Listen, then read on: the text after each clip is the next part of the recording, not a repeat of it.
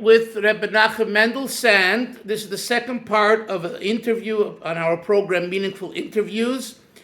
Please continue now telling us about your early years in Canada, your early years in Canada.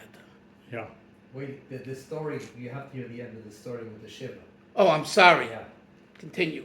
Which, What happened? They waited till the end of the war. well, yeah. 1918, the war ended. It was a big, big parade in Radovitz. Soldiers were coming home from the battle. Right. They were marching in the streets. My mother says, I knew they were going to have their father. My father wasn't coming home because he had supposedly died. Died. She says, I was standing at the window with my nose up against the window and the window getting fogged up. Right. And 2 hours later, he walked in. My grandfather walked in. He had been injured. He was in a hospital. Before the email, before the thing, Right. no contact. Right. And He lived another 12 years. He lived another 12 years. Wow. after, right. What a story. Okay, now tell us about your early years in Canada. So my father became partners with Uncle Morris. Yes. They ran the store in Dalhousie, Yes. and then they heard about a town called Bathurst. So they said, let's open a branch. He said, Meyer, you'll run the branch there. So he went to Bathurst, he found a store, and he rented it. After he rented the store, they decided to divide up. Morris kept the store in Dalhousie. My father got the store in Bathurst, and they lived happily ever after. This store. I'll give you a couple of little stories. Hi, Danny. There was a town near Dalhousie, and a fellow by the name of, Go ahead. what was Uncle Izzy's partner? Who was Uncle Izzy's partner? One of his brothers. Sadie was her name. Oh, he was partners with the Auntie Sarah's parents. Father. No, not that one. What? Anyway, Glickman was his name. Wow, he remembers. He me. was single. He was single, and Uncle Morris was single. And every Tuesday they used to go to the movies. And every time they came to go to the movies, Uncle Morris, who owned the store, ran ahead and bought the tickets. This went on and on and on. One day they came and Glickman ran ahead and says, no, Morris, not today. And he ran ahead and he bought one ticket. Uncle Morris used to buy for him always. Bought one ticket. Daddy, tell them how everyone had a store in different districts and what Yeah. they did. We had a store in Bathurst, Uncle Morris had in Dalhousie.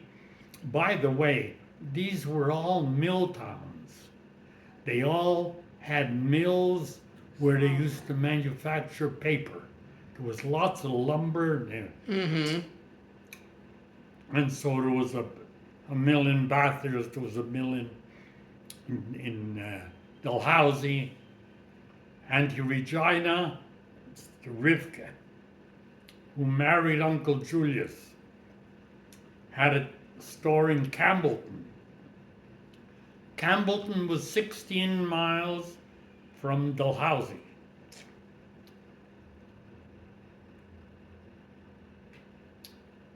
Every Wednesday afternoon, the stores were closed. That was the law in New Brunswick. Every Wednesday afternoon, we all met. One week we met in Dalhousie, one week we met in Bathurst. Campbellton, Bathurst. Auntie Clara lived in Edmundston. Mm-hmm. Edmundston was 120 miles from Campbell.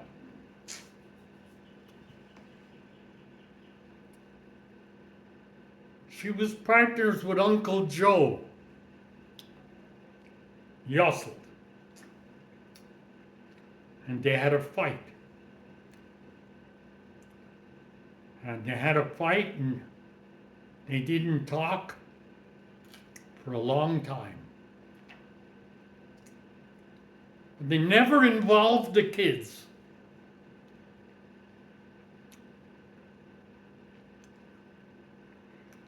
Uncle Jack Hutman was a tightwad. He was always very, very tight money.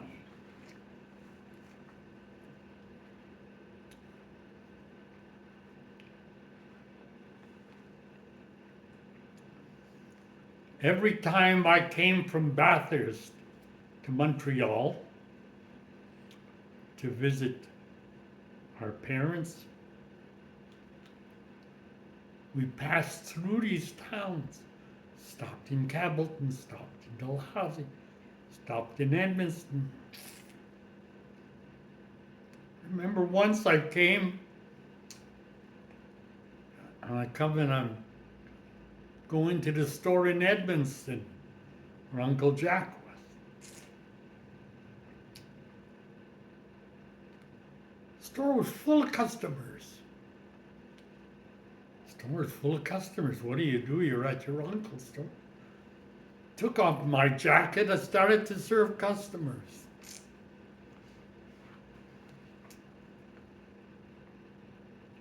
So I see a guy standing next to the pant rack where the pants were. Right.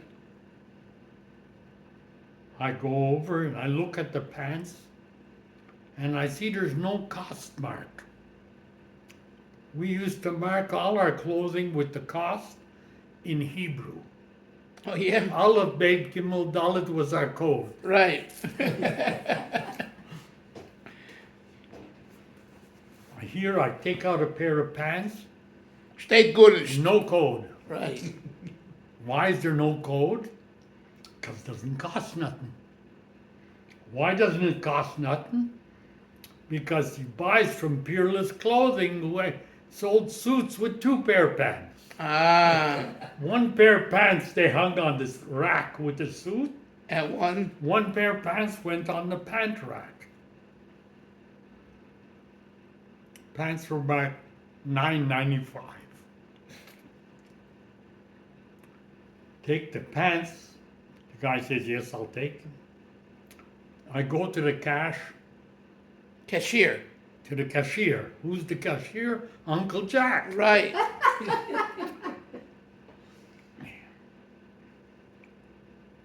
And he takes it, and I make out the bill, $9.95, 30 cents tax, $10.25. All the stores we used to bargain. Discount here, discount. Uncle Jack sees what I do, $9.95, 30 cents tax. And he looks at me and he says, Mendel, he said, du sie nicht shame. What did I do? Wie heb ik heute gewesen? So the guy comes to pay, so he takes from him only the $9.95. gives them back the 30 cents. Now it was Shane. Now see. That's pretty good for a tightwad. What? That's pretty good for a tightwad. Yeah. You gotta give him. Yeah. You gotta give him credit. Daddy, tell them on Sundays it used to get together every Shabbos after Shabbos. Yeah. What else can I Tell tell you? about your polio. One second. I Oh, wanna. yeah, that's I have a question. Now, what type of Yiddishkeit and learning was available at that When I time? was 4 years old in Bathurst, my father went to Montreal and he found a Melamed. He took the Melamed back to Bathurst, said to him, "You're going to teach my children because there's no Jewish schools." You didn't have a minion then. So he worked in the store during the week. Who this Melamed? Yeah. He worked in the store And then and he taught in the afternoon. No. It He was taught we Ruli's- were 6 kids. it's Ruli's uncle. So he taught us in the afternoons. Who was the Melamed? His name was Mr. Neeran. Niren. It wasn't, Yeah. When did you move back to Tenenbaum's Montreal? brother. 1946. My sister Shawnee became 13 years old. No, you were 13 in 1946. No, You were born in 1933. 34. 34. Oh, sorry. You were 12. My sister Shawnee became 13 years old. My mother looked at her and said to my father, "She can't grow up Tzishin a Goyim. She's got a shape already." She said, "We have to move out." So she sent my father to Montreal. Yes. My father went to Montreal, he found a house, and he bought it on Desroches Street. I know that street. And we moved to Montreal. So that was 1940, 1946. 46. My grandfather traveled every week. And my father, every 2 weeks, took the train on the Ocean Limited, went back to the store. Because the 800 store miles. was still operating, and it was family allowance time. The province of New Brunswick gave a family allowance to people who had children. First child, second child, third child. So my father wanted always to be in the store when the people got their checks. So when they got their checks, He had he wanted money to be there. spend. So he took the train and went back every second week. He was in the store. And he said it was 800 miles.